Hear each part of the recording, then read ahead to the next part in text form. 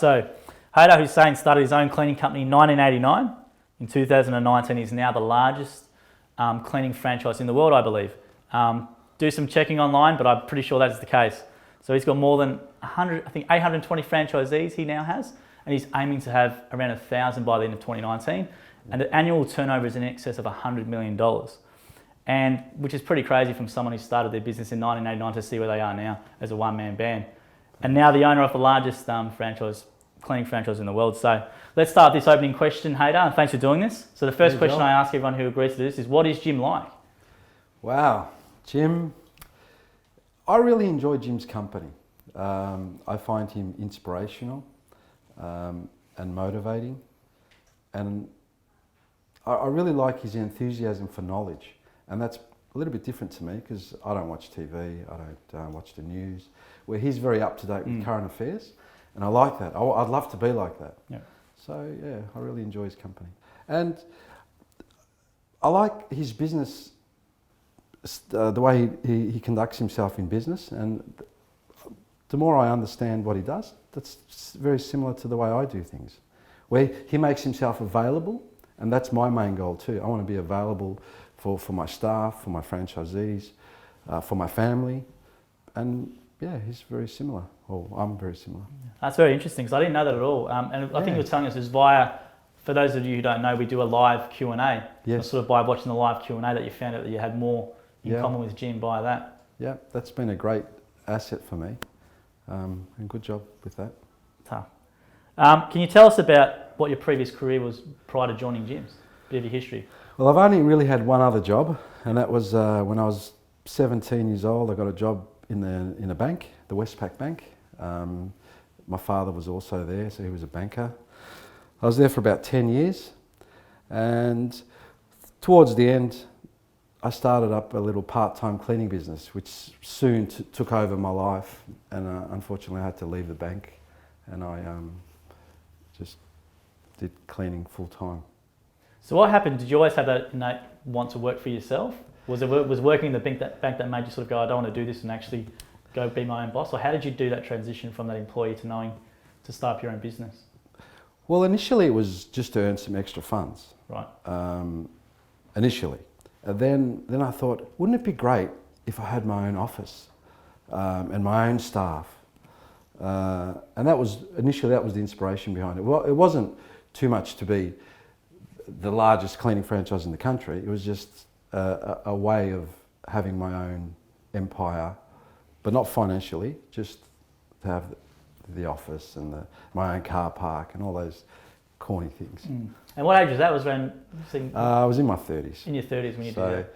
I joined Jim's in 2001. Right. And I started my own cleaning business in 1989. Okay. Yeah. And look how you are now. But I think you're the world's largest. I remember I'm going to look that up, but I think you're the world's largest cleaning franchise. I didn't realise it was the world's largest. I knew definitely Australia's largest. Yeah. If anyone can tell us who is the world's largest, I'd love to know. Yes. I think it's Jim's Cleaning. So I was reading an article online a while back where you said you're proud to be a copycat businessman. Can you tell us a bit more about your business philosophy? Because I think that's very interesting. Whereas people try and reinvent the wheel all the time by doing new and innovative things, you said you're proud to be a copycat businessman. Without a doubt. Yeah. If someone's already taken a business journey and made mistakes and discovered innovative ideas and concepts and systems, why not copy it? And that's what I saw in Jim's. You know, Jim's was already I don't know how many years old, but he had made so many mistakes. I didn't want to start something and, you know, have all those challenges of, you know, the business challenges. So I pretty much copy. So what made you, so when you had your independent cleaning business in 1989, when did you eventually get into Jim's, or what made you do that transition over? Well, because I was working full-time and my cleaning business was part-time, I had to employ people. Yeah. And then I realised that it wasn't as easy to get work for them as I thought. So I wanted a national presence. So I was looking at ways of, you know, advertising on TV or something big so I can get national contracts. And that's when I come across Jim's, who had already had the national presence. and it was just a no-brainer. What year was that around? 2001. Okay. I was a bit lucky because my next door neighbour, I saw him take his one-man antenna business to a national business, and that was Jim's Antennas. Yep. So I kind of saw how good it worked for him because it was a bit easier for me. Yeah. So you started it as a franchisee? I did. Yep. Yeah. Small investment. My initial investment was $25,000. Yep. Little region in Melbourne, but I soon realised that no, this is bigger than what I expected, and slowly worked our way up. So how did you manage to do that scaling? So I think it was 2001 when you came into the Yeah. group. So how did you manage to scale? Because obviously you've gone from that in the space of 18 years. You're probably on track to do 1,000 franchisees by the end of the year. So how did you manage to scale that business in such a really, really well done manner? Well, we obviously evolve every year, Yep. get better at what we do.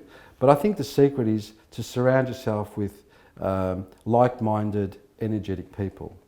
And I think, the people around me would agree. We all have the same goal in mind. We all have different duties to do. Mine is investigating and planning. I'm not involved with day-to-day running. In fact, I stay away from that as much as I can. I just like to be available to my departments, which, I spend time with them.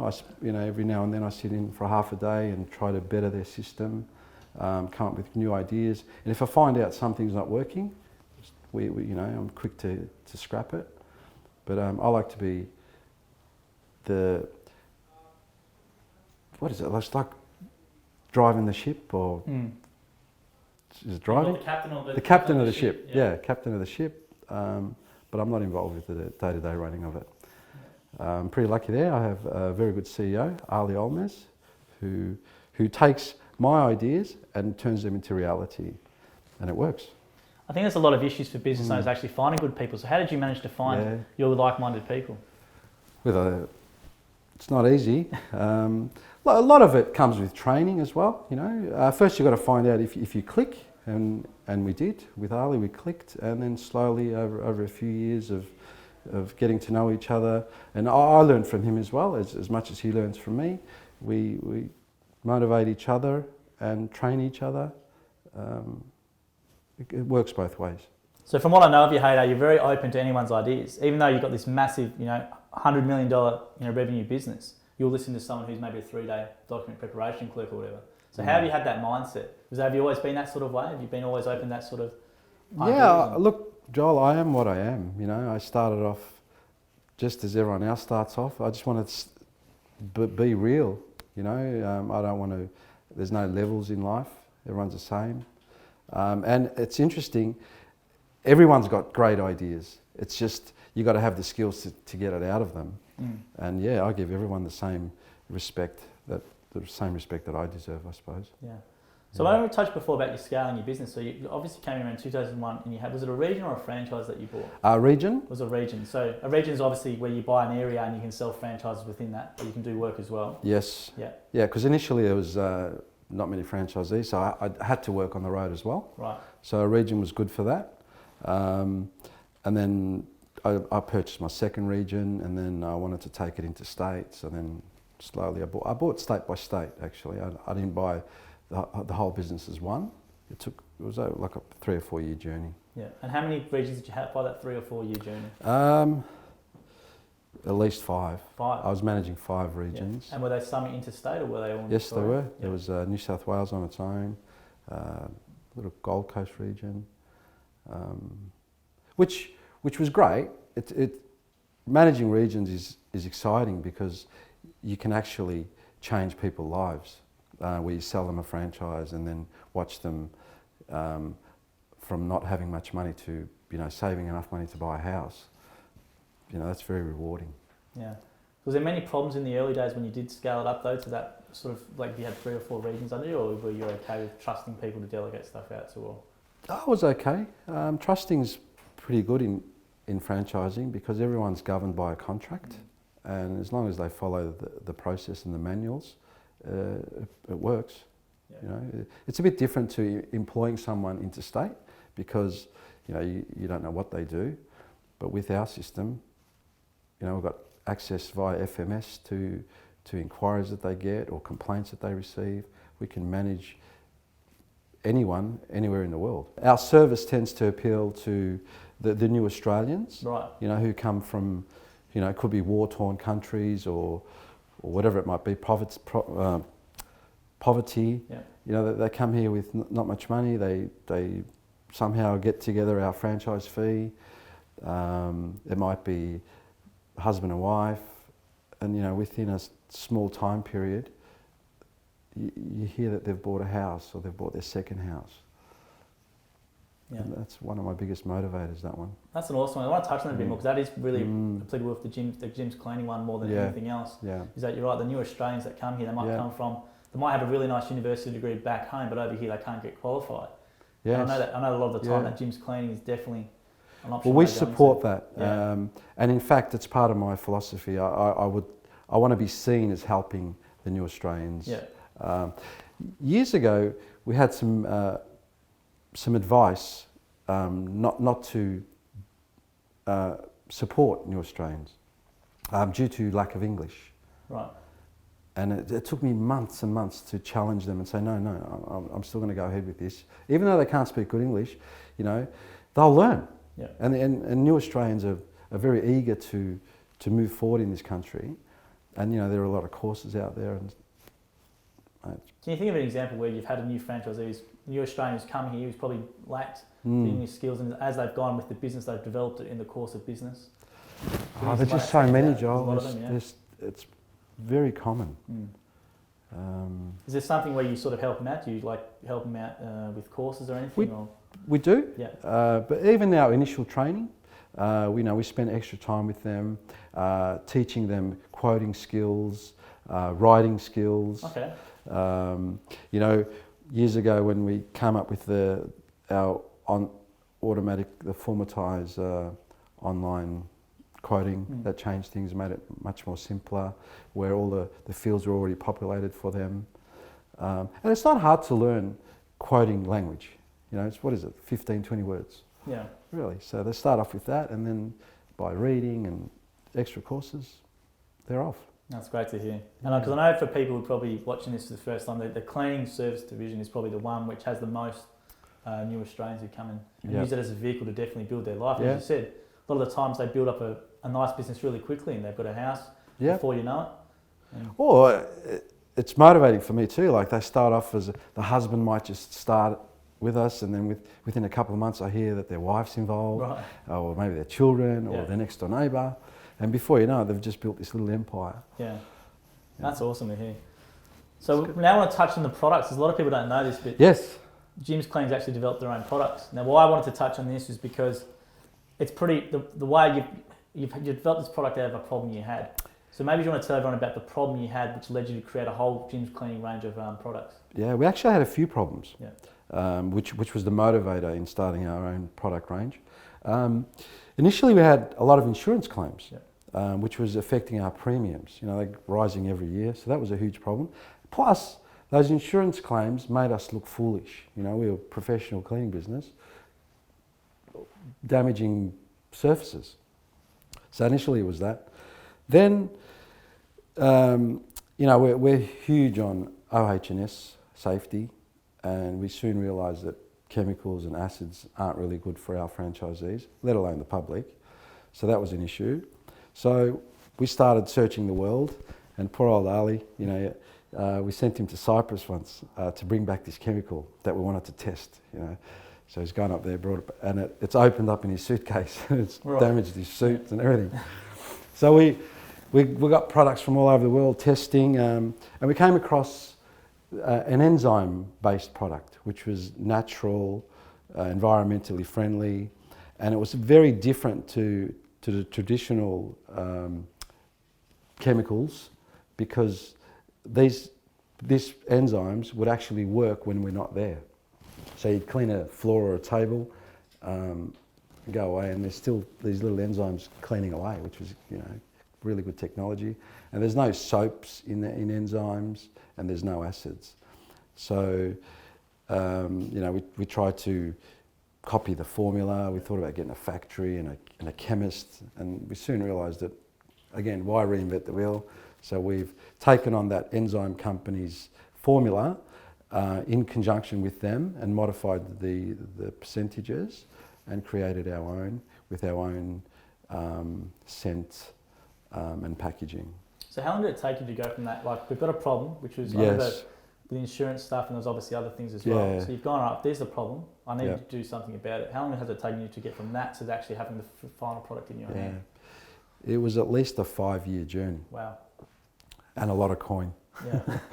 It was a big investment on our behalf, but it was something that we really needed to do. Not only for those things that I just mentioned, but I think it's a brand builder. You know, the packaging's got our logo all over it and our phone number, so it's good advertising for the group. It makes our franchisees feel more professional, that they're using something that belongs to us. And in fact, we're looking at ways now where the franchisee is going to get a profit share from the product itself. Really? Yeah. So the biggest problem in any manufacturing is distribution. Even with uniforms, you know, we've got our own uniform department now that we import from overseas. We're looking at ways where we can have hubs in every state of chemicals and uniforms managed by a franchisor who would, you know, keep the stores full of product and the franchisees full of product and make a clip on the top. Wow. Saving distribution. Yeah. So a customer, if they bought a product online, instead of being shipped from a factory, the franchisee will deliver it. Wow. That'd be awesome, yeah. Yeah. So what you just said, then I want to touch on that. So you've created this product, it's taken you 5 years. Yes. And then you're saying the biggest hurdle was the distribution at the end, or what was some of the challenges that you faced in creating that product? Distribution, definitely. Yeah. To send one bottle from Melbourne to Perth could cost $30 for a $10 product. Yeah. It didn't balance. That was challenging. Packaging in Australia, packaging's expensive. Yeah. So we've had to outsource from overseas. And raw ingredient seems to be hard to get. Many challenges. But but it's interesting for me, that's how long it took, and you kept at it 5 years. Most people want to be really impatient and have it done in 3-6 months. But you took 5 years, and it's an all Australian made, enzyme based, and throughout your whole, anyone who engages a Jim's Cleaning franchisee, most likely they'll be using these products, which is good for the home, it's good for the environment.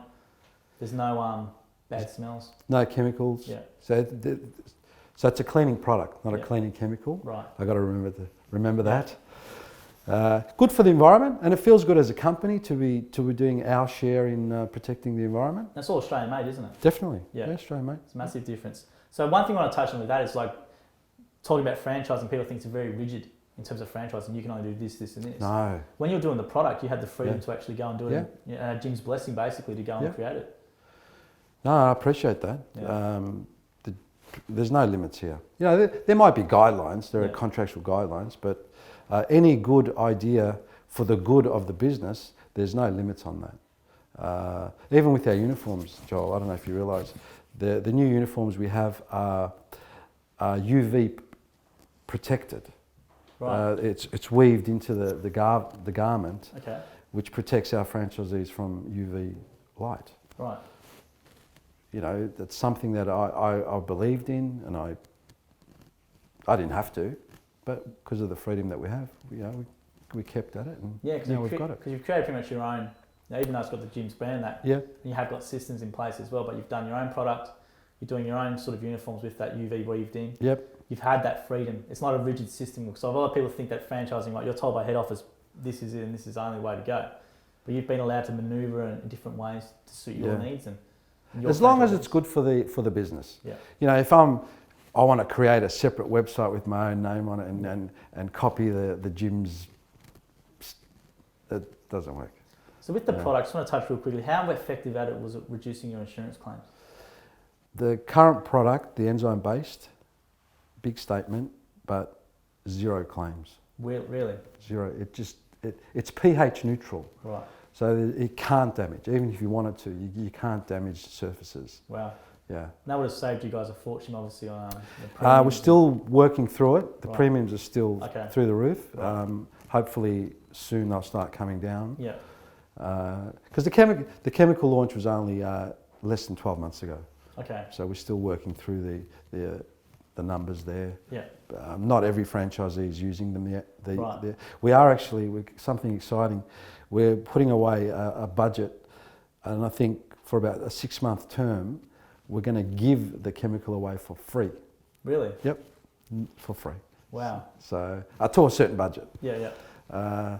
And the reason for that is we know that whoever tries it will fall in love with it and hopefully reorder it. Yeah. So it's a bit of a marketing strategy that we have. Yeah. But you believe that much in the product, it's going to sell Yeah. itself, right? Yeah. That's awesome to hear. Thank you. So what advice do you have for people in general, an entrepreneur or whoever wants to create a product? What advice from your experience actually doing it? What advice would you have for someone who wants to do that? Well, with a new product, I suggest to find a niche, Right. something different. Work out how you're going to distribute the product or sell the product. I think just one way does not work. Like selling it through supermarkets, it's so hard to get in there. Yeah. Have different avenues of distribution. It could be online, supermarkets, shopping centre stands. So create different ways of distributing. So where can people get your range of products? We're very lucky. Godfrey's superstores have embraced our products. So any Godfrey store, online from our website. Yep. Some of our franchisees have it and they can help you out. Yeah. But pretty much online. Yeah. Cool. So just punch in Jim's Cleaning into Google. Jim's Cleaning products, I'm sure, will come up via Godfrey's or via your site.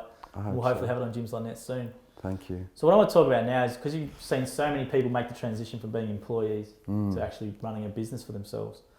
What advice do you have, or what have you seen, what type of people succeed from going from that employee based to that transition into being a business owner? Well, it's a big difference. Owning your own business is very different to being an employee. Well, it's someone, if they structure their day correctly, they'd have more time to spend at home or doing the hobbies that they like. But you need to have good partners as well. Right. I always suggest your banker, your accountant, your supplier, they're partners in your business. So if you get that right, you're one step ahead of success. Whereas if you can't get your finances right, you're going to struggle. Whereas when you're an employer, your salary comes in every week, but unfortunately with business it's not like that. Yeah. Is there any advice for people to help them make that transition, maybe going from an employee to someone who wants to do their own business? As you said, maybe get their networks right first, have that support circle around them. Well, I think that another good point would be find out what you like to do. Now, the good thing about gyms these days is 50 odd divisions. Go on a trial day with as many as you can. Yeah. When you go to work and you enjoy what you do, that doesn't really feel like work, does it? That's true. So I think get that part right, get your partners right, get your environment right. If you need your vehicle all day, make sure you've got a good vehicle. If you've got a car that breaks down all the time, it's going to ruin your day. Yeah. But I know there's one thing which is unique to gyms is the to help people make that transition is the work availability guarantee. Yeah. So maybe the safety net. Yeah. Maybe tell everyone a little bit about that. Yeah. Well, the safety net is really comforting. Rarely gets used these days. We've got so much work. Yeah. But just to know that safety net's there, I think that's a good thing. If you've got loans that need to be met, you want to make sure that you can pay all that. Another advice I could give, it's always good to have a little bit of some savings or an overdraft, because in business, you might, when you first start, for the first couple of weeks, you might not actually receive any funds. You'd invoice a lot, but by the time that funds come through, your rent might be due. So I think it's good to have a little bit of a buffer there. Okay, that's a good advice. Yeah. So over your time, you've obviously had many successful franchisees, but also we've got to acknowledge there's always some people who fail in business. Why do you think some people do fail in business or in owning a franchise? Well, many reasons. One of my biggest bugbears is overcharging.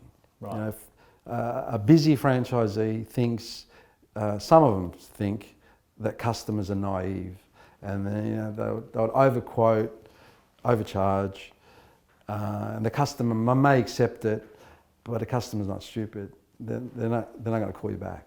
So the franchisees who are that way inclined are always needing new work because they can't build their regulars, Right. or they're not getting referrals. They're always needing new leads all the time, and leads cost money. Yeah. So their expenses go high, and they can't survive. Yeah. So overcharging is a big problem. Is there anything else that you think as well?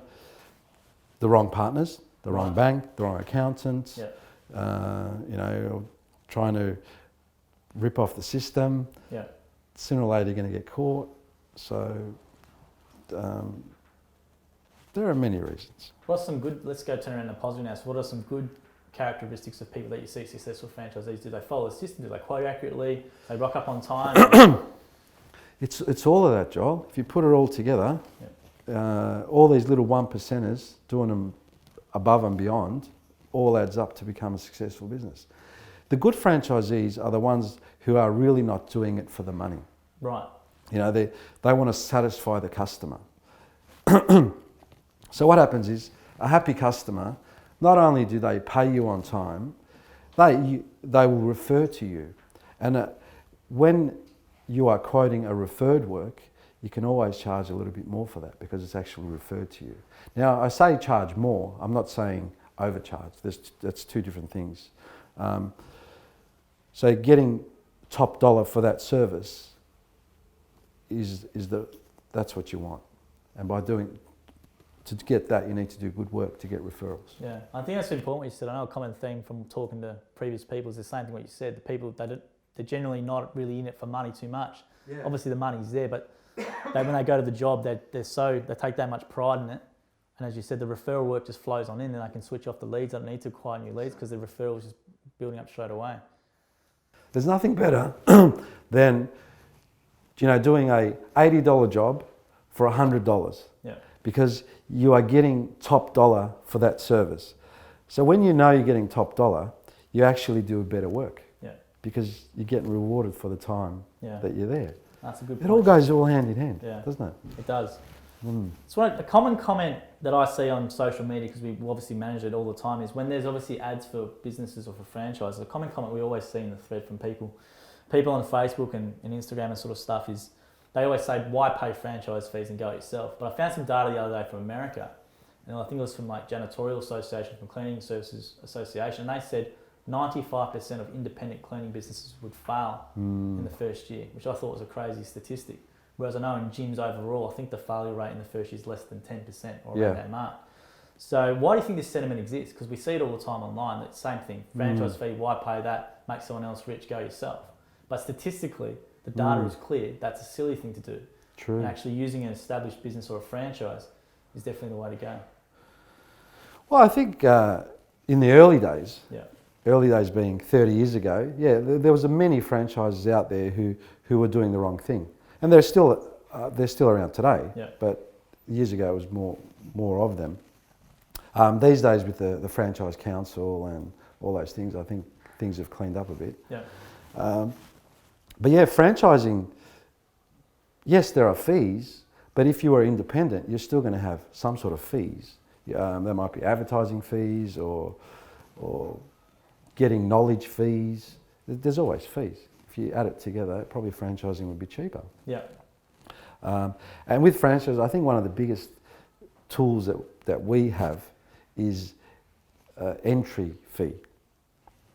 So if someone's buying a business or investing in a business, they're more likely to succeed because they've got an investment in it. They don't want to lose their investment, which is good because business is not easy, Joel. What's that thing, that E curve? Up and down.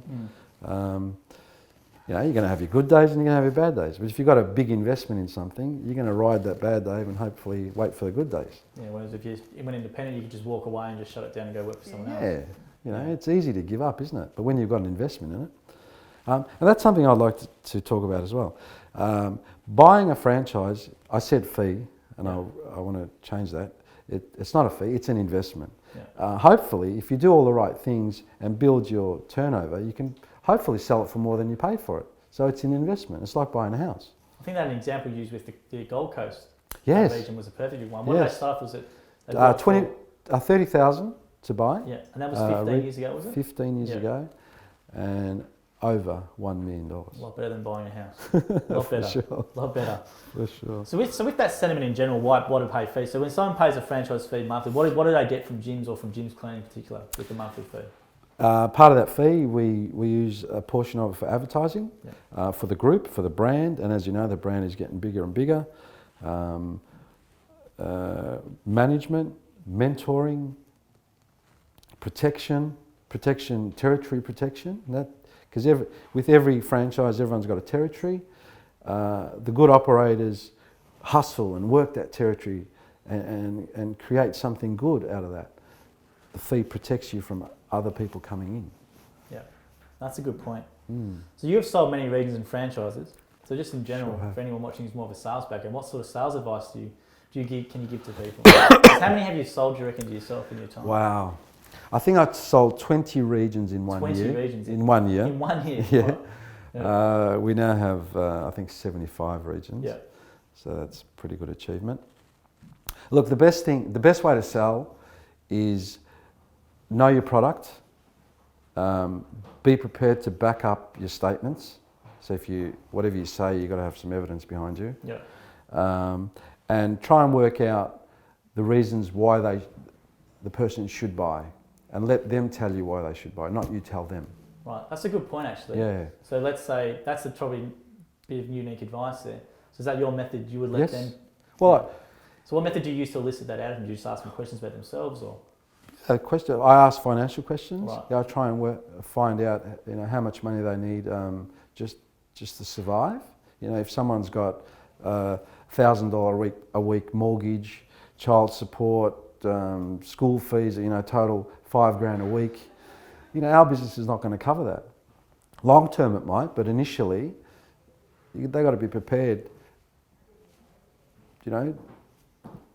I need to be sure that our business works for them, and then I would get them to tell me why it would work for them, not me tell them. Yeah, so it's just about finding a perfect fit from their perspective, and you would get that information out of them to see if it works for them. Has there been many that you've knocked back based on that sort of stuff they've told you, or? Yeah. Well, financially, we knock a lot back. Yeah. Or if someone's got children and they need to be available for their children throughout the working day, our business is usually during working hours. Yeah. It doesn't work. How many franchises do you reckon you sold? I know you said regions, 20 in a year, which is a myself? Yeah, yourself. Just trying to think over the 19 years. Yeah, it's got to be around 100. Around 100? Yeah. Wow. And that's part-time. I don't do much selling these days. Yeah. So it's back in the early days, wasn't it? Yeah. I used to go to the expos myself. Yep.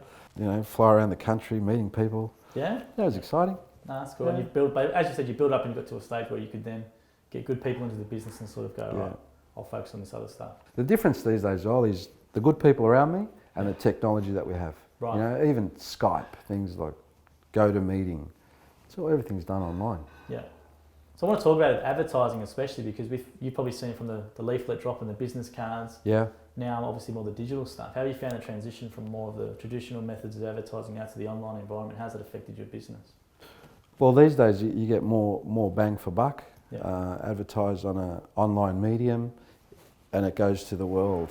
Where you do a pamphlet drop, it might get seen by 30 people. Big difference. Yeah. Online, it's becoming a challenge these days too. There's so many people competing in the same space. There are good advantages and some disadvantages.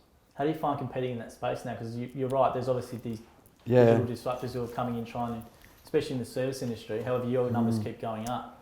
How are you combating these new players? We are unfortunately continually increasing our spend Right. online due to the new players in the market. But the thing is, with most players in the market, they come and go. Yeah. You know, there are a couple of major ones in there that have stayed there for a few years now, but most of them come and go. Yeah. So we like to try and diversify our online advertising. It's not just about AdWords these days. We like to partner with people and cross promote each other. Facebook's been pretty good for us. Yeah. Instagram. Yeah. You got the Instagram going. Yeah. Yeah, it's not too bad. Yeah. But then again, the traditional stuff still works. Pamphlet drops are not too bad. Yeah. That's cool.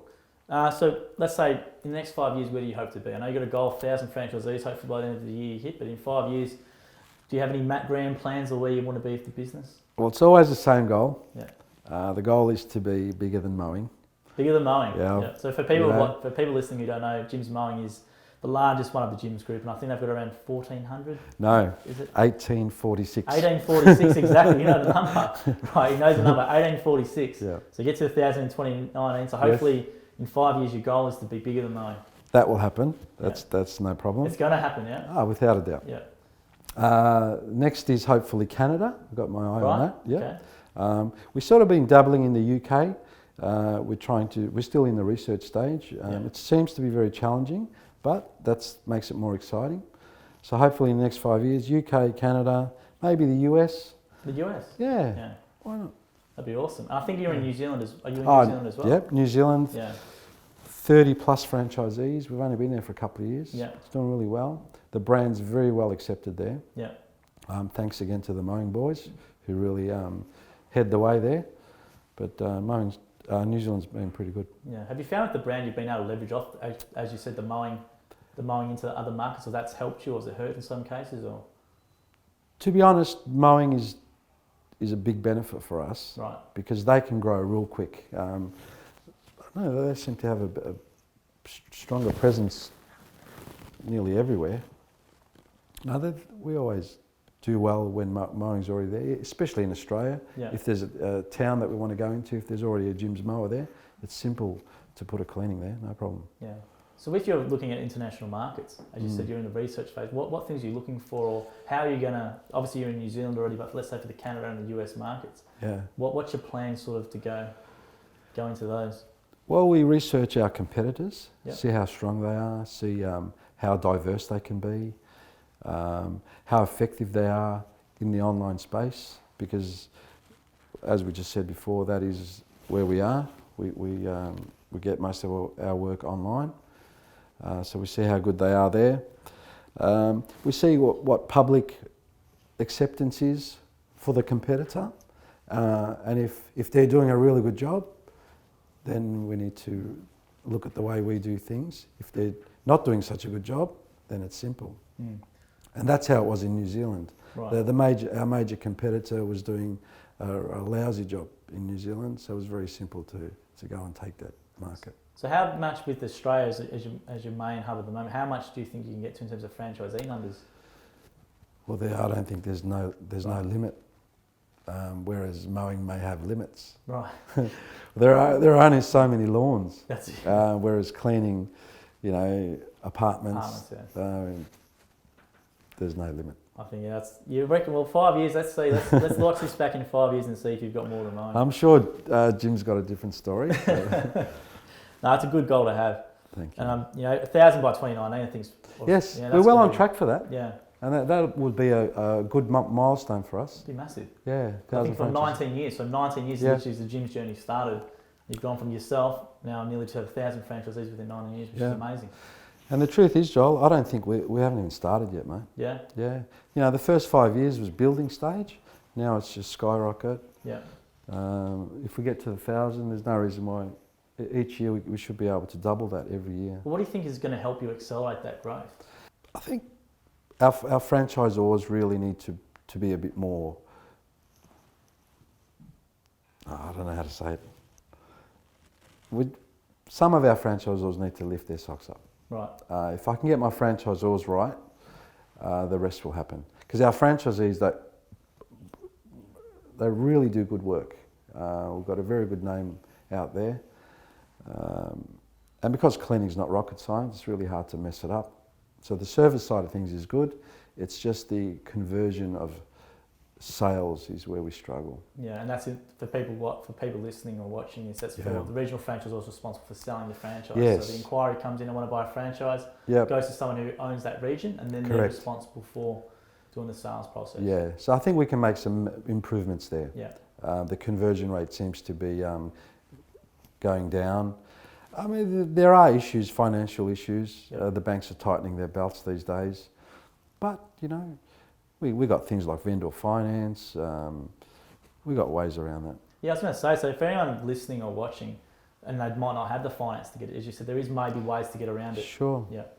So vendor finance was an option. Vendor finance, Yeah. we've got a very good relationship with a few financial institutions, Yeah. ANZ being the number one. If a new franchisee needs a van and finance for the franchise, we've got a way of packaging that together. So we've got a few things up our sleeve. Yeah.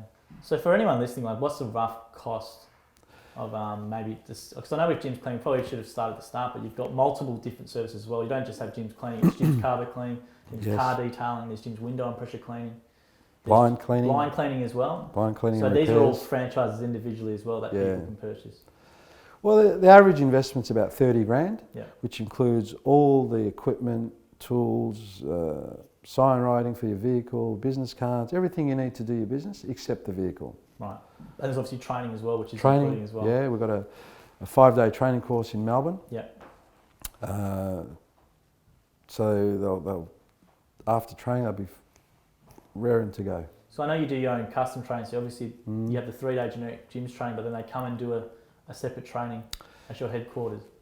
No. Oh, they don't? Okay. Yeah, we don't do it here anymore. Right. We don't fit here anymore. We've Yeah, outgrown it. Yeah. So we do 5 days at our head office in Mooroolbark. Yep. And from then we do a 7-day programmed on the road training. Oh, really? Where they are. Okay. Yeah. So on the road training, can you maybe tell us a bit more about the on the road training? On the road Yeah. is we do each service. We train them on each service, like if you need to oven clean, how to mop, how to dust. Yep. One by one we go through that process. How to quote, how to deal with customer complaints, how to wow the customer. I think that's very important. Yep. All the things that they need through a modular system. 7 days, fully trained. But then again, it doesn't even end there. If they need more training, obviously we'll keep going. There's no extra cost for that. That's what people I think don't probably understand, is that it's just not a set and forget thing. You take the investment's done. It's continual, monthly, weekly, whenever they need someone, they can call someone up. Yep. They can get someone to come out and help them if they're not sure on a quoting for a job. That could even be a year in the process or whatever like that. Yeah. Definitely. So with franchising, I know that it's a good leg in for people to come and build their business. So you might have a lot of franchisees. What's the average lifespan for someone as a business owner for Jim's Cleaning? Well, cleaning, it seems to be such a long time. Yeah. We've got franchisees who have been with us for 15 years. Yeah. But the average would probably be 8 or 9 years. Really? I think, that long? Yeah, wow. definitely. Which is like, if you look at the stats on business failure rates, that's just that's really remarkable. And after 8 years, Joel, they don't just surrender and go away. They sell their business. Right. Something unique to Jim's is our splits. I don't know if you've ever touched on that. Let's touch on this actually. This is a really good one. So once you build a certain number of clients, you can sell that and we'll give you 80% of the profit. Right. Sell that, a franchise could be $30,000, $50,000. Really? And the franchisee makes a lump sum, one check. Yeah. 80%. And how many times can they split it? Like, is it like once every 2 years? No, it's every time you build a round of around about $1,000 worth of customers, weekly customers. Some of our franchisees have done 4 a year. 4 a year? Yeah, and the quickest, and I might add, the quickest split in Jim's Cleaning was 3 months. 3 months? In Sydney. Wow. So the franchisee came on board, 30 grand investment, 3 months later, we probably gave him a check for 20 grand. Really? And that, as you said, that's uncapped. They can do it as many times as they like. I've heard cases where they've done it 7 times. Yeah. I think the stat alone, what you said, the 8 to 9 years is the average lifespan. I think that's the impressive thing, because if you look at the stats online with first year failure rates and second year and third year, how many people stay in business, it's so very, very low. Yes. And that sentiment online always, go yourself, buy, pay fees. But it's clear as day that based on the data, and based on what you're saying as well in terms of your rates, it's just a no-brainer in terms of having a franchise, even if it's not gyms, for example, but having that franchise system. True. Is probably the way to mitigate your risk to a certain extent of going into business. I agree with that, definitely. So I think that's the last of the questions, but if people want to find out more about Jim's Cleaning or yourself, where can they visit? What can they punch into Google? What are your Instagram handles, all that sort of stuff? I think the easiest way is through our website, gyms.com.au. Or send me an email, that's fine. Yeah, send you an email. Yeah. All right, so we'll put all those details up at the end of the screen. We'll put them into the notes as well. Into the show notes as well. This will be a podcast as well on the Jim's Cast, and we'll obviously have this video in long form and some snippets done. But thanks, Haydar, for your time. Well done, mate. Really appreciate it. Really good listening to you. Likewise. Awesome, and hopefully a lot of people get a lot of stuff out of this content. And as we said, if you want to find out more about Haydar and his business, you can head to gyms.net. You can also punch in Jim's Cleaning into Google, and the products as well are via Godfrey's, and you can also via the Jim's Cleaning website. And I think you got, how many products we've been touching? 6 products? Was it 5 products? Where we've just developed our own enzyme-based oven cleaner, first of its kind, without any toxins in it. Wow. We're just waiting on the legal paperwork now. Wow. It's with our lawyers. It's not far away. It's coming. Yeah, well, there you go. So 5 products as well, which is awesome, and hopefully 1,000 franchisees. And we watch this back in 5 years and see if you've got more than mine. So we'll see how we go. Thanks again, Haydar, for your time. Thank you. Have a nice day.